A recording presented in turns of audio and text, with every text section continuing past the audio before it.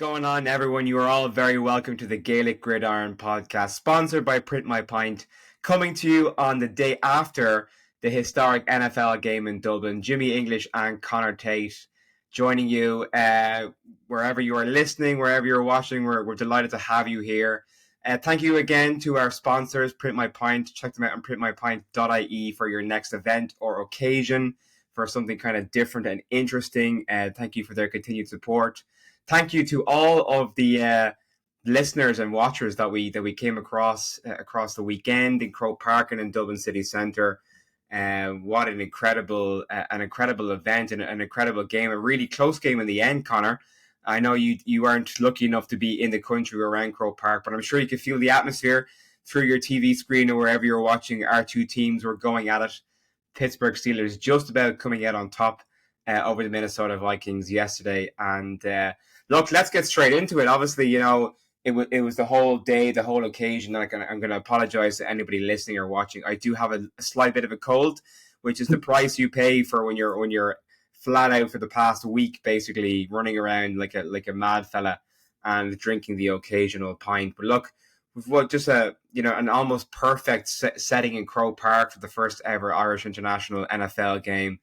Two teams coming in, Conor, that were both 2-1. And I'd say the Pittsburgh Steelers were almost the slight underdog in this one, just given the way they've been performing recently. You know, defense had to step up in the past couple of games. Offense hadn't really gotten going yet. So I know I said last week that I didn't have full confidence in the Pittsburgh Steelers. They almost gave it up towards the end. They had me worried. I was very, very nervous. As a fan whose team is on the losing end, if you can be, somewhat neutral, what are your kind of overall thoughts on the game? Great game, and I think fitting that Pittsburgh won in Ireland. I think it was sort of fitting the way it went. Typical Minnesota performance, get you high on the previous week and play really, really well, sound football, and a damp squib for 3.5 quarters of performance, and there was plenty of opportunities there. Pittsburgh were good. They played a fairly good game of football, but they weren't decisive, and they didn't put Minnesota to bed. I mean, if Pittsburgh were really deadly yesterday, they probably could have run up the score on Minnesota, but they let Minnesota back into it, and so nearly an opportunity for Will Reichert at the end to boot one in Croke Park, but unfortunately Minnesota couldn't get those few yards to try and tie the game. I mean, despite I think Carson Wentz had an okay game overall. You know, he did kind of he brought them back from an almost complete blowout, and only for I think that last gasp pass being broken up by Sean Elliott, there was every chance of running down the field and kicking that field goal. I mean, there was enough time on the clock, I think, to make that happen. Yeah, there was. They would have clocked it, and Will Reichert can boot it. He had a 62-yarder in Minneapolis the week before, so they would have stepped up and hit it. Whether it would have gone between the posts, who knows? But that was the difference in the game in the end, was Minnesota not coming out with one ball, and potentially we're going into overtime. And in regard to Carson Wentz, the stat sheet won't look particularly good on him. I'd love to see a quarterback go and play in week 5 in that Minnesota offense and operate well with the offensive line. And I don't like to use injuries as an excuse. Yeah, but you have to kind of give him some sort of respite, because he was harassed basically in the entire game. Entire game. The Pittsburgh Steelers defense was teeing off, and they had 6 sacks. Two turnovers, almost 3 turnovers. Only for one was actually ruled to be out of bounds, which was very confusing for the uninitiated. But I think, given the pieces that he had at his disposal, he did his best. I mean, the Steelers defense really did hold Justin Jefferson in check. He had no touchdowns. Now, he did have over 128 yards receiving, which is pretty good, but we kept him out of the end zone, and we kept Jordan Addison out of the end zone as well. Miraculously, and that was the play of the game. The linebacker managed to get back there and made that. He had a top speed of 22 miles per hour. Peyton Wilson, by the way, doing his best kind of ankle tap tackle and a touchdown saving play. I was watching it live in the stadium, and I was convinced he wasn't going to make it, but fair play to him. He got back there. Now, look, Vikings did end up scoring in the end, but still. But a huge play that changed, it took a minute 20 off the clock in the end, and it took Minnesota till 4th down to punch it in. And I don't know how many of our listeners have actually put pads and a helmet on and ran. But 22 miles per hour with all of that equipment is an insane feat, It's especially not for a easy. man of his weight, what he's carrying. So that was an unbelievable play that a lot of people probably won't remember. I'd say the Metcalf play will stick out to most people who went. That'll be Yeah. the one they kind of remember. But that play was sensational, and that was the difference in the game towards the end. Because if Minnesota scored with 3.5 minutes to go, at that moment, then Pittsburgh really are worried, and they do need to go and get a couple of first downs to ice the game. Which they couldn't even get one. So yeah, that was a huge play. I think there was a number of kind of key plays that stood out to me on both sides of the ball. So, obviously we have Peyton Wilson's touchdown saving tackle where he hustled back and made that kind of ankle grab. DK Metcalf's catch and run for the score on a crossing route. That was just, we finally saw DK Metcalf step up and be Pittsburgh's number one receiver and kind of show off the reason why the Steelers brought him in. He's just a freak of nature. And I think he ran by and ran through. I don't know how many Minnesota Vikings defenders in that play to get into the end zone. I read online that he traveled over 100 yards in that play, including his actual route. The catch and run itself was 80 yards, but he had ran 20 yards beforehand. And that was just sensational, right? So it just kind of shows, I think, that DK does have something left to contribute on this offense. Yeah, and the opening Steelers scoring drive, because they went 3 and out to start, but the first drive where they went down and scored, that was a really nice drive of football. I mean, a mix of running and hitting Metcalf on dialed up plays, but also just one-on-ones. I mean, the one where he went over on that left-hand sideline and lost the guy for 20-something yards on third down, that's real complimentary football. That was super nice. And how about Aaron Rodgers, man? Yeah. I mean, he can play. He can still escape when he wants to. He escaped a couple of times. He got very lucky with the fumble. But very lucky with the fumble. That ball to Metcalf, I mean, he threw a lot of pinpoint balls, but the difference of an elite quarterback and a very good quarterback is accuracy. And the reason Metcalf was able to travel over 100 yards in that play is because he caught that ball on time, in stride. Yeah. He didn't have to go back. He didn't have to go low or high. He caught that thing right there. He was gone at top speed. And that accuracy to be able to deliver the football on time and in place is the difference. And Aaron still got, unfortunately, Aaron still got it. He still got it.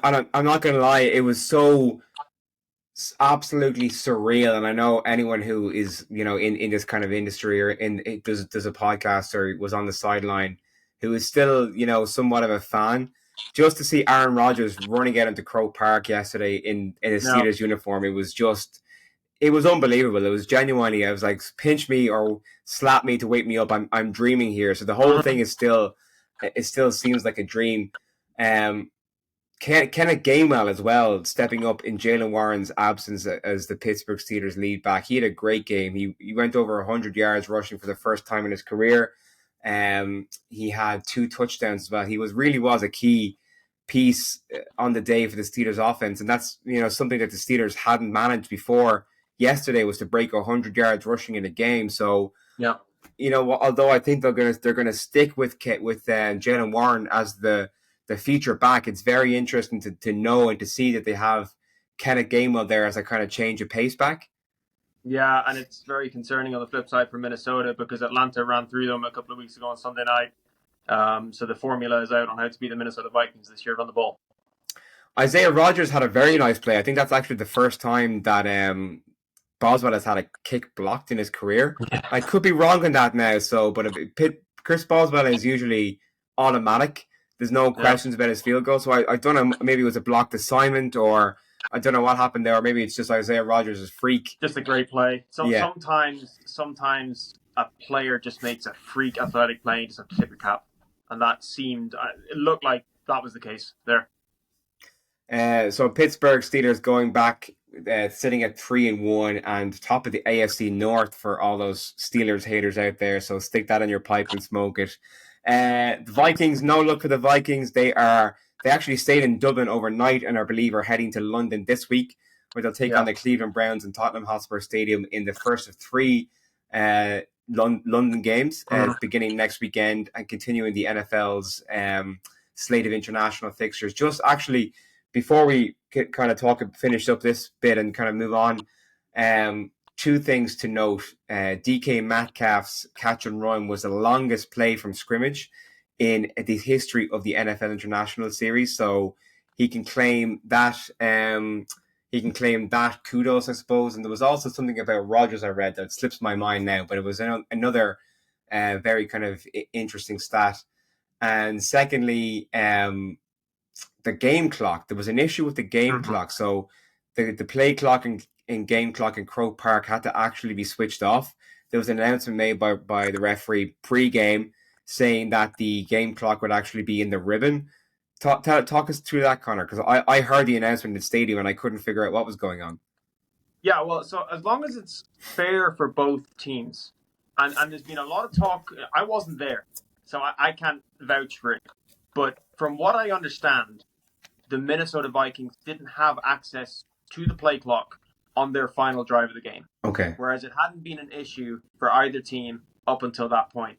That's unacceptable. And this is nothing to do with Croke Park or Dublin. This can happen in any stadium. There are technical malfunctions. However, for a game of this magnitude in a league this big, there needs to be a backup solution. And it's not okay for one team to have to operate without that in the biggest moment and the other team to gain an advantage off that. I mean, I'm sure there was a backup officiating crew, an entire backup officiating crew, they're ready to go in case the lead official blew a hamstring or someone came down ill. They always have to bring two crews in.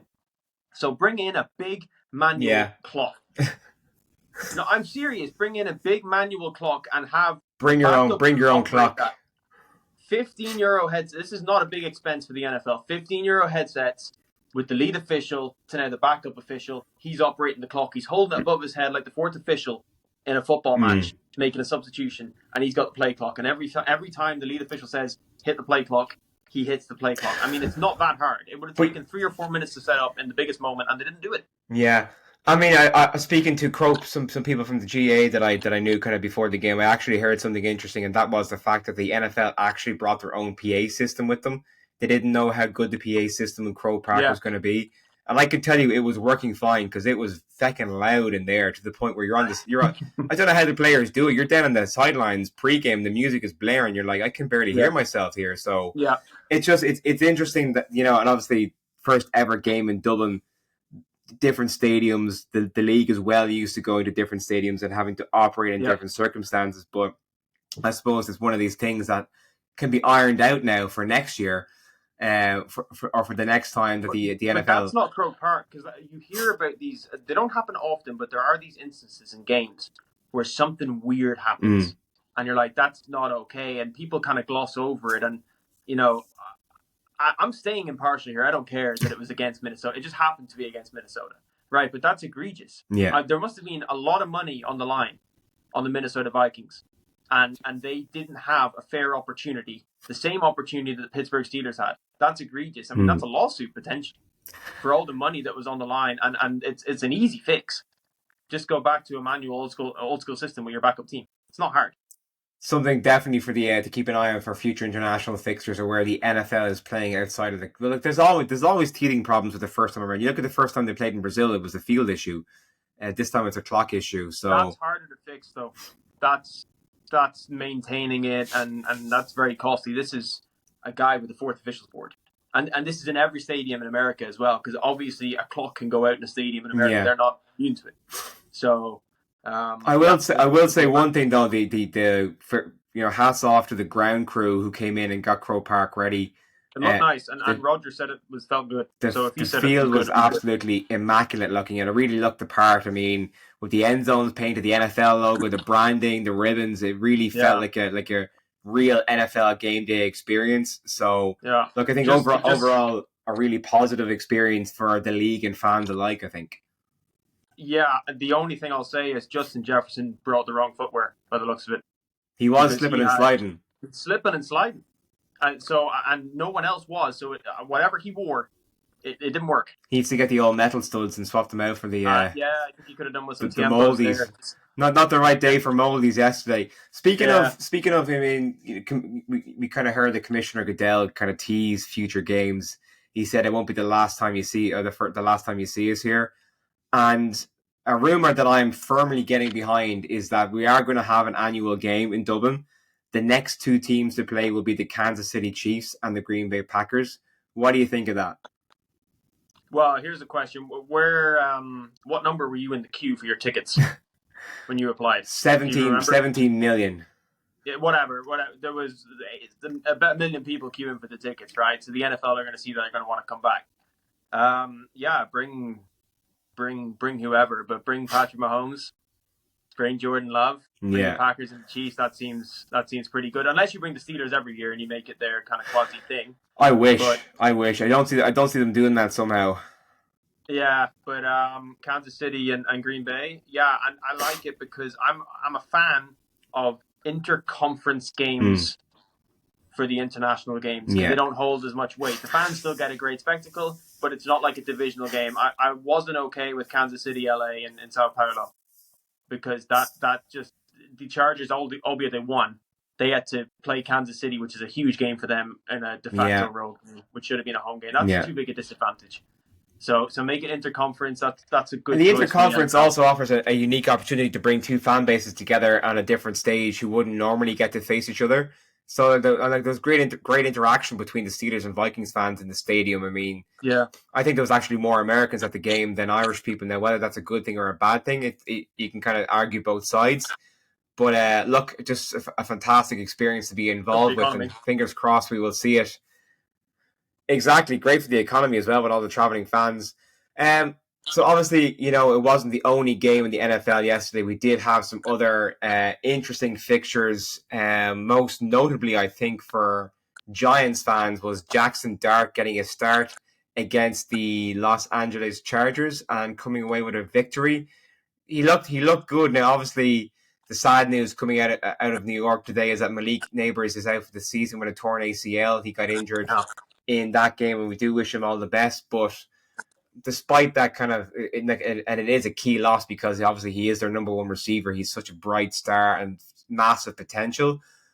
But despite that, I think that and it's terrible timing because Jackson Dart looked great, and now their season could be in jeopardy because there's no one there to step up and replace Neighbors.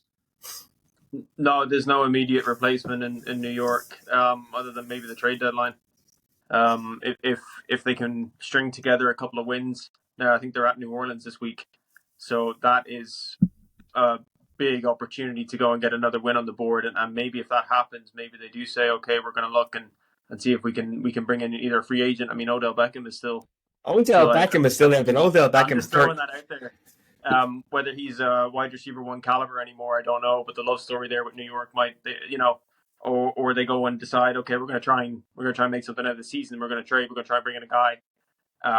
But in terms of on the roster in New York at the moment, there's not an automatic replacement for wide receiver one. But there's not in any NFL roster, particularly a replacement for wide receiver one. That's just how it works. But yeah, in New York, I got an uphill task. I mean, Philadelphia looked good. And I mean, they won the game without completing a pass in the second half. That's a crazy stat. That's a mad stat. Has that ever happened before? Someone Google that. But they're 4-0. Dallas looked good, man. Like genuinely, Dallas are not a poor football team, and Washington are. I don't know about Washington. I don't know if they're going to be that strong this year. But anyway, it's going to be an uphill task for the Giants to win that division or even try and sneak into the wild card. So they got to see what they want to try and do with their season.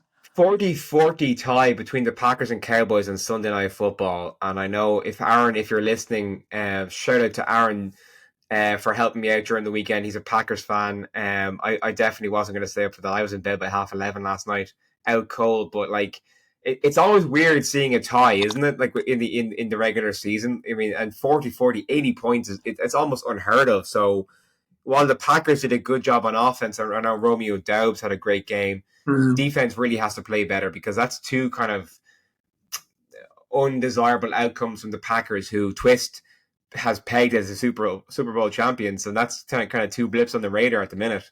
Yeah, and to go with his prediction, and I'm not going to claim credit for this because I heard it on Rich Eisen earlier, but the last time a team tied a game in the regular season and went on to win the Super Bowl was 1974.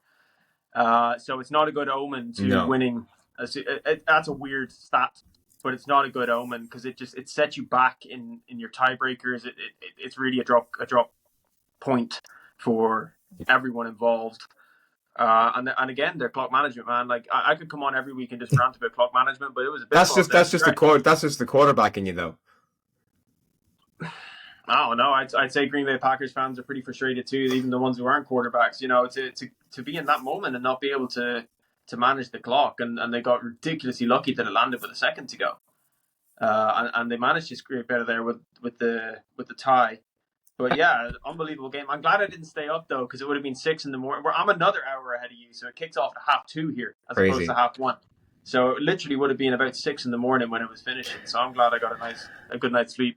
Out of curiosity, who was that team that tied and won the Super Bowl? Something tells me it was the Pittsburgh Steelers. Dallas Cowboys. Dallas Cowboys. Oh, there you go. Okay. Yeah. Very interesting. I know. So maybe they'll repeat history. Who knows? But, who knows is right. In general, it's not a good omen.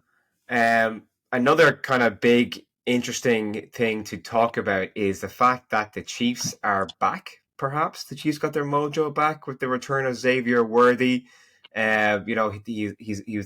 He is the big play threat that Patrick Mahomes has been missing the past couple of weeks. He stretches the field. He's, the X factor. And the Ravens are in trouble as well. A depleted defense before the game even started. And now they've lost Roquan Smith for God knows how long with a grade 2 hamstring injury. I mean, it's not looking great for the Ravens at all after this is 2 losses in a row now and 2 teams that they would have liked to have beaten in the Lions and now the Chiefs. What did you think about their performance last night on both sides of the ball? Well, I learned about 5 years ago to never write off the Kansas City Chiefs. So, yes, they're well and truly back in it. As for the Baltimore Ravens, 6 days ago we did this podcast and we were singing their praises before they played Detroit. We did it on the night before. We couldn't have got that any more wrong. I woke up and checked the score the next morning and I was like, shit, we got that wrong. Everyone got it wrong. And I wasn't as gutsy with my Detroit call, but I did go with Baltimore, but I wasn't as convinced. And 6 days later, Baltimore gone from 1-1 and presumed 2-1 from all of us to now 1-3 and without Lamar Jackson and without Roquan Smith. So how things can change in the NFL in a very short space of time. And 2 games back on Pittsburgh now, so you must be happy. I mean, I'm always happy to see the Steelers at top of the AFC North and to see the Ravens lose. That's never going to change, but... It's a good day, huh? The Ravens are definitely in trouble. I mean, Lamar Jackson's out now as well. I mean, they're depending on how long he's out for, their season could be in real jeopardy at this stage. Yes, absolutely. We'll see that it's week to week, but week to week's also not a good thing. The AFC West kind of takes on a different kind of look now because you have obviously the Chargers lost, the Chiefs won. Where are you kind of seeing things playing out at this stage? Obviously we're almost a quarter way through the season, which is crazy when you say it out loud. Who's kind of standing out to you now as the likely teams to go to the playoffs or even Super Bowl then after that? Well, I don't like the Raiders. Ashton Genty had a good game though. Was it enough to win against Chicago? It wasn't. And again, that came down to Geno Smith. Well, and that's great, but a great running back only takes you so far. He did have a good game, though. I give him credit. But in general, I don't like the Raiders to get 10, 11 wins and be a genuine team. I just don't think that's going to happen. The Broncos play tonight, and they're playing against the Burrowless Bengals. So that's a game that they will see on their radar and need to win. And then that leaves the big 2. So I go with Kansas City, man. Like I'm not going against Kansas City. They already have found their mojo. You never want to root against Patrick Mahomes because he will find a way to win. They've come through a very tough 4 weeks, 2-2. I don't think that's bad at all, and they dominated Baltimore in that game. That's the Kansas City that we know have grown to watch over the years. And the Chargers, I think, find a way to charge her. I think the Chargers are the Minnesota Vikings of the AFC. They're always good, but they're never actually going to win the whole thing. So I will go with if I don't know, when is that division matchup between the Chargers and the Chiefs? When is that next division matchup? I have no idea. I'm not going to Google it, but can't take Kansas City whenever it is. Take Kansas City. They're not going to get beaten twice by the Chargers in the same year. I think at this stage, just based on what we've seen, I'm hesitant to write off the Ravens, but at the same time, I do see the AFC Championship game coming down to the Bills and Ravens again this year. I really don't. Sorry, the Bills and the Chiefs this year. Chiefs. I really don't see any way around it. The Bills had a very good win, actually, because I know it was the Saints, but nobody's like smashed the Saints. And there was a moment about midway through the fourth quarter, you thought New Orleans were going to come and win that game and come back. And the Bills got a little bit lucky because they almost threw a touchdown, New Orleans, and it just bounced off the ground slightly, which would have put them in front. And they had to settle for a field goal. But then the Bills went down, systematic drive, and scored a touchdown. Josh Allen. Once Josh Allen gets going, the Bills are unstoppable, I think. But that's what Pittsburgh needed to do to Minnesota. Just put the dagger in. Yeah. And that was the moment where Josh got it back up 2 in the fourth quarter, and he put the dagger in, whereas Pittsburgh didn't. And that is the difference between the top caliber teams and the good teams. At the moment, I still like Pittsburgh. You're way too pessimistic. I like Pittsburgh. I'm just a realist, but having seen the way the offense, performed yesterday, I am slightly more optimistic. I just hope we can keep going now and keep driving. It's also not a good look if you take Pittsburgh to win every week.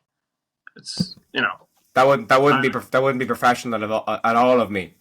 No, they'd be 17-0 every year. So yes, I get what you're saying that you have to stay real, but I think Pittsburgh are slightly better than you're giving them credit for at the moment. What about Monday Night Football tonight? Doubleheader, 2 interesting games in the Jets and Dolphins in the AFC East, and the Bengals and Broncos. Who do you like in those games? Well, I mean, somebody's got to win, right? I don't think any of these teams will win the Super Bowl this year, but the Jets and Dolphins seems like battle of the bad. They haven't been that bad. Jets have been very unlucky this year.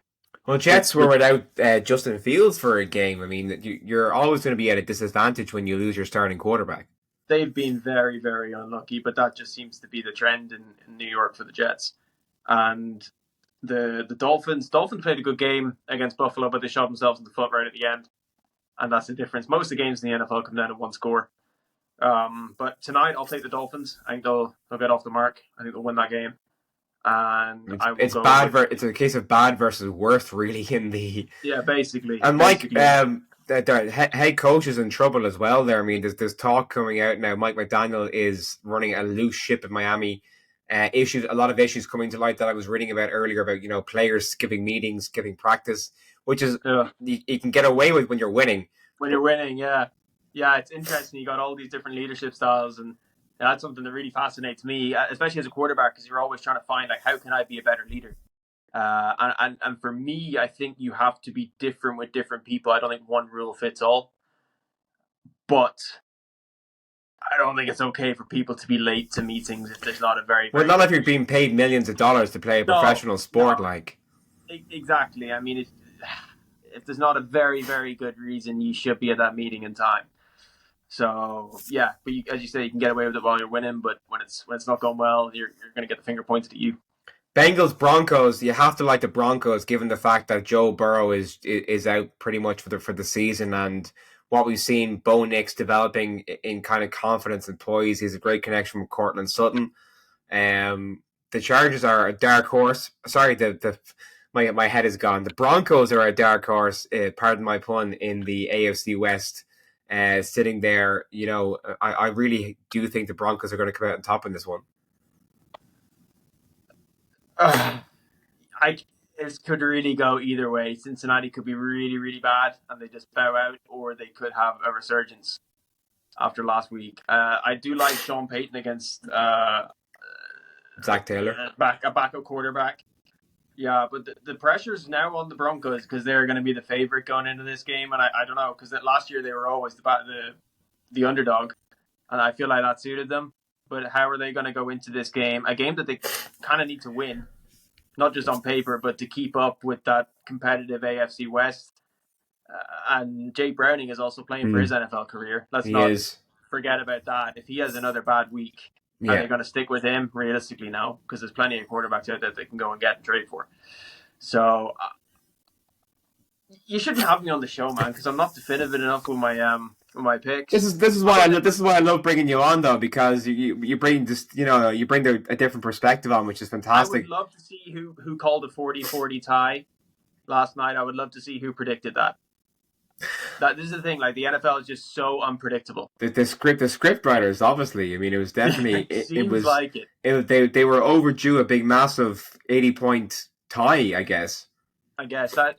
Are you aware of scoregami? Do you know what I mean by that? I have heard of the concept. Scoregami is a score that has never ever happened before in the NFL, and last night was a scoregami. That had never ever happened. That's why we love the sport. Yeah. Conor, before we wrap up, obviously your Vikings are on the road in London again next weekend. They're playing the Browns. There's a chance I'm not going to be there, but there is a chance that some of the other guys will be there. Vikings have to bounce back and beat the Browns, right? The way the Browns are playing at the minute, if the Vikings don't come out and smash them, it'll be pretty much a disaster to go 0-2 on the other side of the Atlantic. Yeah, Vikings are unbeaten in London, and they were unbeaten overseas until yesterday. Yeah, they need to win this one. They absolutely need to win this one. I don't think they need to smash the Browns. I think they just need to get over the line against the Browns. The Browns have statistically the best defense in the NFL, which maybe you don't correlate because it's Cleveland. But they've been playing at a very, very high level this year. And, they took down Green Bay. They were in the game for a while against Detroit, but Detroit took care of business.